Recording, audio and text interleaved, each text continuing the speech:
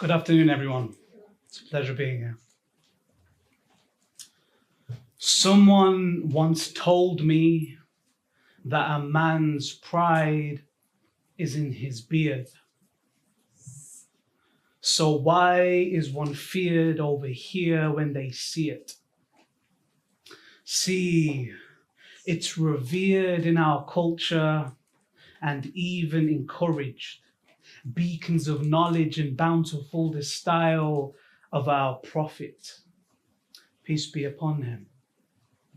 Still, they label us terrorists from the terraces and menaces, see us as the nemesis, then the terror is within the heads of kids, overpowered by the powers that be, unfortunately. See, if they're not a person of color, they're mentally ill. If so, no second chance, they're eventually killed. Not to sympathize with the evil ones, misguided off the path full of wrath, where the demons sprung, dualities and maladies. No, Stevenson. Still, we wear a beard, they think it's a vest. Quick do they check to see if we'll be the next threat to set the trend. The hate that wrecks while they hit wreck, record every single sec.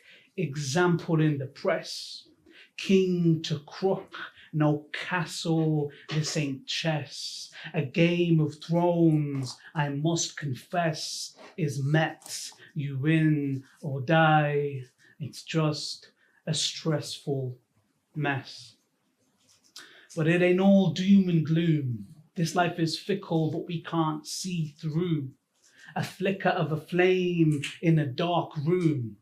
Sicker than a plague that'll start soon. Habits I want to draw in, no cartoon. We'll all be resting in a box soon, a monsoon, 'cause I reign all day on the throne of my soul. No more shame. Self-belief is the way to avert pain. So don't curse. Pray for those who assert the claim. Their curt beliefs are the truth. Don't hurl the blame. Perception is deception in this mortal land.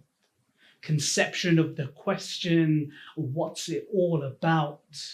Which weapon is the best to kill this awful doubt? A session of confessions, begging for the Lord to help. Thank you.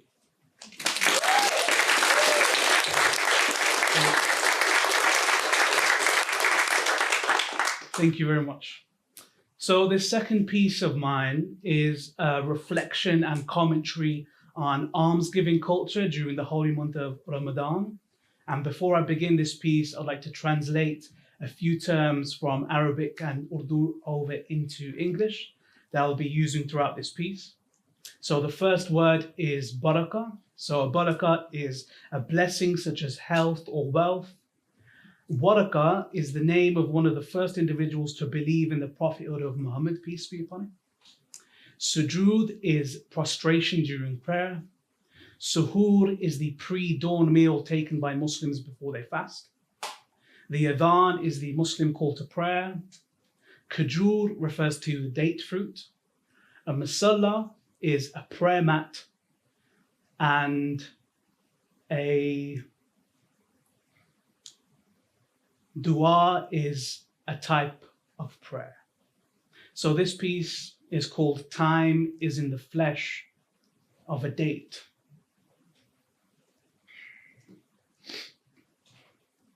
We lend boxes of dates to each other at the start of Ramadan and re-gift the surplus like second-hand presents, losing meaning as means to survive past the present, but we still pass the present as if we own time. The privilege of plenty in a world of inequity. not knowing how long a moment will flow, and so I see an hourglass trapped in the flesh of each date, its passage hand to hand across generations, with the invisible fingerprints of predecessors printed on the plastic, Palestinian lineage within the package, and finely pasted patterns that frame the product. As we lose sight of the nuance, to attain the barakah, I pray we see truth when it's first revealed like warakah, sinking into a kajur at first suhoor and discarding the pit at the root.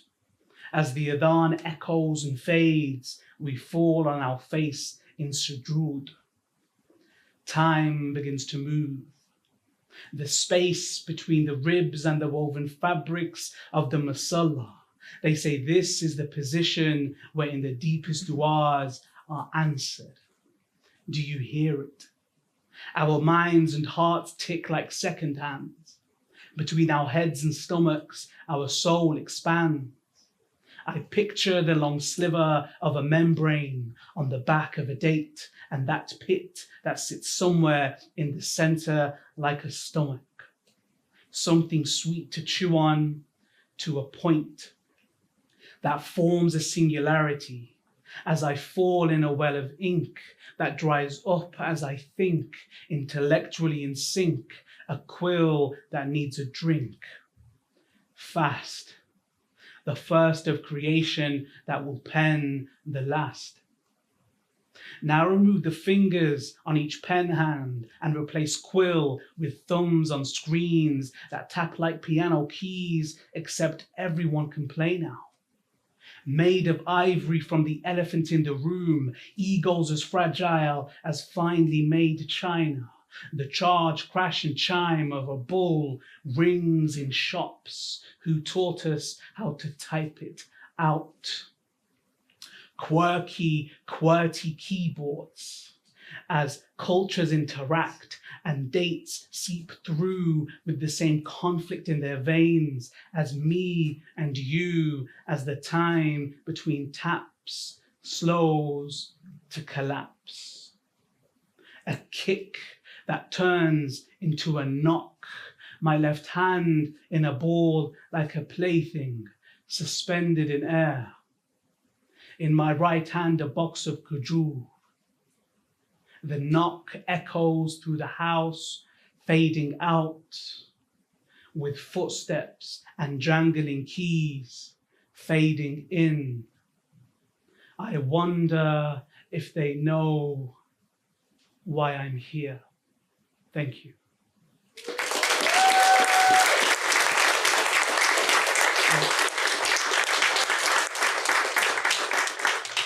Thank you very much. So this final piece of mine is an homage to my grandparents and forefathers who came to the UK in the 50s and 60s and sacrificed a lot in order for their offspring to prosper. And it circles the concept of the streets being paved with gold, which is a misconception that a lot of immigrants have and have had around the West being a place where the streets were paved with gold. There was a lot of prosperity and idealism and almost a utopia, when in reality, this couldn't be further from the truth. So this piece aptly is called Paved with Gold. It was dark when we arrived. We thought the concrete would sparkle. We thought it would show us our way in the darkness of the jungle. The streets paved with gold were a horrible lie, stained with mud and tears, a dishonorable guise. We were aliens with a golden brown pigment. The embodiment of racial stigmas malignant. Even if we're home, we'll never be home. We look to the domes of mosques in our mind's eyes, and decades later, they materialize. But in the interim, we are estranged. Our culture remains but is frayed like tassels on a tawpy aged. while in castles the fortunate lay to battle with horses by day when rattled by the sight of us, wanting to smite to dust. A country where neighbours live in separate worlds, unlike the village where we fraternized and reared our herds. Horses replaced with automobiles at large, the dust of each gallop, now the fumes from each car. We work in the factories till our skin becomes bone, till the dim midwinter with the chill in the snow, this feeling unknown of being an interloper between two worlds like melting ice or bipolar. The warmth of family fades by the hours we work. The distance weakens kinships as if to desert. From verbal abuse to physical labor, the toil, the hurt, embroiled in a monotony, a cacophony of words. The machines drown out the pain, but at times it burns. It reduces the slurs to indistinguishable words. The ardor will be worth it, is the mindset adopted. But it feels as if our minds are put up for adoption and bought by the colonial powers at play. Cowards that say our race cannot stay when they were the ones that made us displaced and portrayed themselves as the paragon of virtues when the truth was full of arrogance to hurt you. Second-class citizen where otherness is familiarized and the human side of our lives are defamiliarized. Confined to the lower classes, life is minimalist. From a ship of citizens to citizenship. We wear the clothes of those who colonize us. Let them write our narratives, then anonymize us. Orientalize and take the features they deem seemly and leave the rest out as if our truth was unwieldy. Their national food now comes from our cuisines. It's not stealing if it's done by them, it seems. The streets paved with gold was one deception of many. I've lost count of the number now as the years have grown heavy. Thank you very much. Thank you.